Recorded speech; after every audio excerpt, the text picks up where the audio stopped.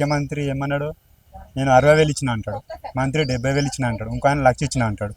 మీరు ఇచ్చింది ఏమీ లేదు. ఏం 16 మంత్రి పదవులు ఇచ్చినట్టు మీకే ఇచ్చుకోరు.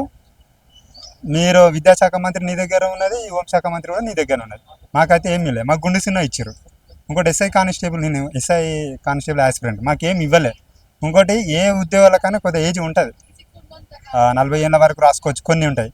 ఎస్ఐ కానిస్టేబుల్ అట్లా కాదు, ఒక ఏజ్ దాటిపోయిందంటే రావడానికి అవకాశం ఉండదు. ఇంకోటి ఈవెంట్స్ కూడా ఉంటాయి, రన్నింగ్ అవన్నీ ఉంటాయి, చాలా కష్టమవుతుంది. ఏప్రిల్లో నోటిఫికేషన్ ఇచ్చిండు ఒకటి, నోటిఫికేషన్ జాబ్ క్యాలెండర్ ఇచ్చిండు, నోటిఫికేషన్ కాదు, ఆ జాబ్ క్యాలెండర్ ఇచ్చిండు. మేము వేరే వేరే డిస్టిక్ల నుంచి వచ్చి లైబ్రరీలలో తెలిసినారులా నిజంగానే ఇదే కంటిన్యూ అవుతుందని మేము మంచిగా చదువు కూడా కూర్చున్నాం. తీరా వచ్చే వరకు అది ఫేక్ జాబ్ క్యాలెండర్ అది. ఇప్పుడు ఒకప్పుడు ఏజ్ 27 ఏళ్ళు ఉండే, 29 చేసారు, 30 చేసారు. ఇప్పుడు ఎంత ఉంటుంది ఏజ్?